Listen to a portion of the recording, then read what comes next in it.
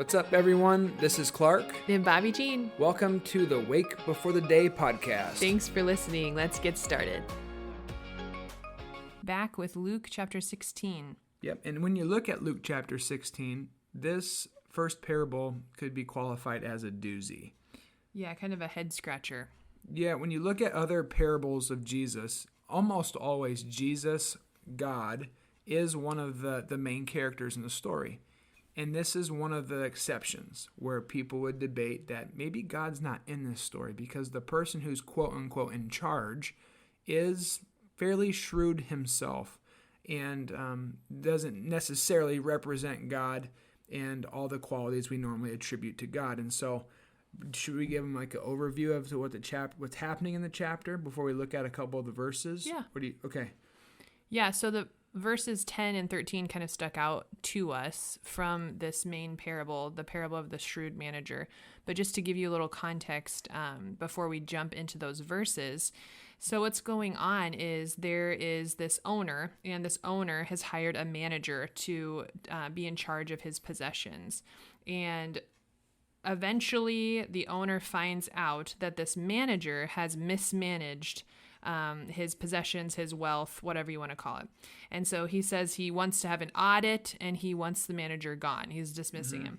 And so the manager, being the shrewd manager, figures out a way that he can get some of the money back. And so he goes to talk. He's cutting deals left and right. Yes. And so he's going to talk to all of the people who owe or have a debt with his owner.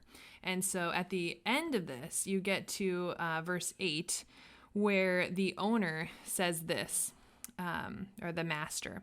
The master commended the dishonest, shrewd manager because he had acted shrewdly. For the people of this world are more shrewd in dealing with their own kind than are the people of the light. I tell you, this is verse 9, I tell you, use worldly wealth to gain friends for yourselves, so that when it's gone, you will be welcomed into eternal dwellings. And so at the end of this now, we're going to get into the verses that kind of stuck out to us. You see that that the owner and the manager, they're kind of operating in this kingdom of earth mindset, that like, we're going to get ours, and I mismanaged this money. Well, I'm going to make sure that I still have money. I'm going to look out for myself. Mm-hmm. And that's why some people would say that maybe the owner's not representing God here. Right. And that and the manager's definitely not representing God. And then there's that odd line about how people of this world are different than the people of the light. Jesus is simply making a statement that oftentimes the businessmen and women of the world are more successful. They think differently. They're more shrewd. Right. They can be more vicious. Like they're going to go for the throat and they want to get the deal. They got to close the deal, and that's the end, the ultimate goal.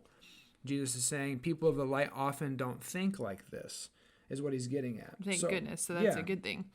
And so then we kind of move into the verses that stuck out to us. So verse 10 says this, whoever can be trusted with very little can also be trusted with much. And whoever is dishonest with very little will also be dishonest with much. And so the ultimate question that Jesus is laying before us today is, how trustworthy are we? Yeah, what's your heart like in this? Because when you look at the shrewd manager, he clearly used all of his master's resources for his own personal advancement. It wasn't for the benefit of the master necessarily. It definitely wasn't to bless and encourage everybody around. Right. It was to save his own butt, basically.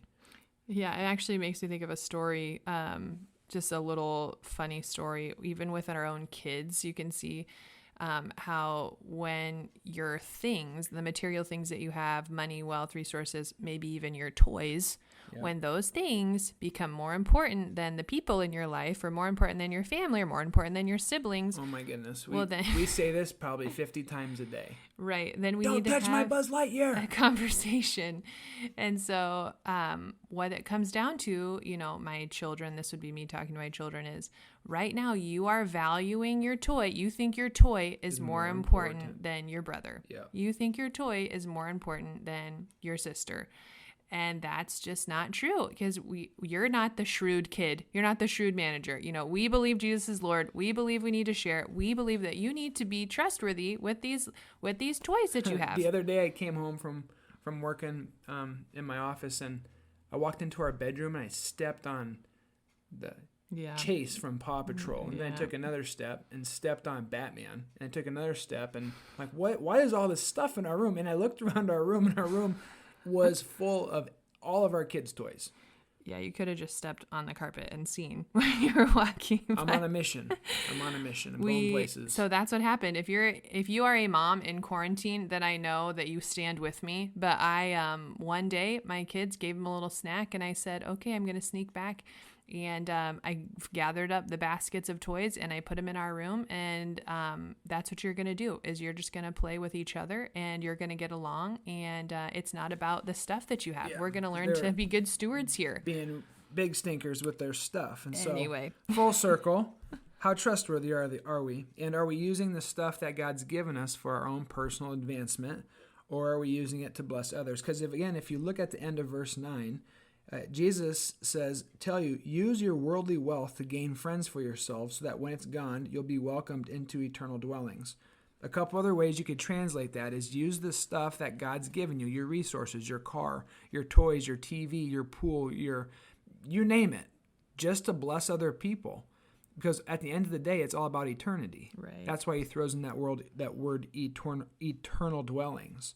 And so, Bob, you want to hop over to verse 13 because he starts to get at the heart of the matter here. Sure. So verse 13 says this: no servant can serve two masters. Either he will hate the one and love the other, or he will be devoted to the one and despise the other. You cannot serve both God and money. And so I think we've talked about this before, but this is, again, just a cultural observation of Jesus where he says at the end, you cannot serve both God and money.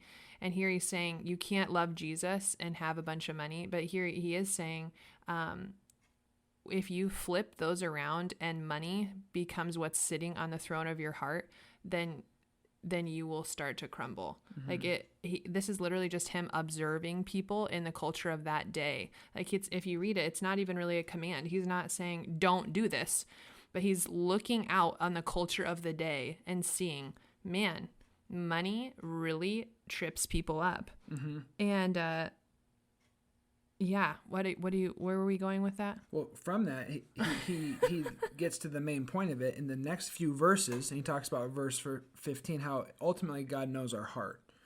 Let me read it real quick. He said to them, you're the ones who justify yourselves in the eyes of others, but God knows your hearts.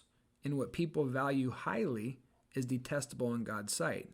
And again, the context of this passage is Jesus is teaching the disciples while he's talking about the tax collectors and the Pharisees that are sitting there, saying the Pharisees have used money for their own advancement and for their own gain, and they haven't represented me or my kingdom well. And so God knows our hearts. And so it doesn't matter if you have $10 million or you have $1. Generosity is going down to the motivation of your act. How much are you giving of your time, of your energy, of your finances? But God ultimately cares about the formation of your heart, and he wants you to become like Jesus. So in this situation, when he's talking about resources, the Old Testament has always talked about 10%. Give 10% of your cows, give 10% of your sheep, your grain, your wheat, you name it. But if you notice, as the Bible transitions to the New Testament, there actually is no number given when it comes to tithing, offering, generosity. It's all about the heart. Mm-hmm. And so as the church, we try to use 10% as a baseline just for a starting point. But ultimately, it's about your heart. Right. And your motivation for why you and we do what we do. So we're trying to learn this ourselves still. As young parents, we're trying to teach our kids how to be generous. And with that, you have to hold things open-handed and give them opportunities to give their stuff away. Right. So whether that means their tooth fairy money, or maybe it means volunteering, or maybe it means making something and delivering it, just to be able to help understand and put kind of our money where our mouth is, like what we're reading about, and see the good there. Yep. So as we wrap up our time, I guess the main question we want to encourage you to answer today is, God, are we being trustworthy with the resources that you have given us? Yeah. And are we using it to bless other people with the ultimate goal of bringing your kingdom to earth and giving you glory? Yeah. So can we use our grill, our car, our surfboards, you name it? Right. Can we use those things for your glory and eventually to build friendships and point people towards you, Jesus? Yeah. So that's all we got today. Hopefully that sheds some light on a pretty confusing parable. Yeah, that's all we got. Thanks for listening. God bless you, and we'll see you on Wednesday. The Lord bless you and keep you. The Lord make his face shine on you and be gracious to you.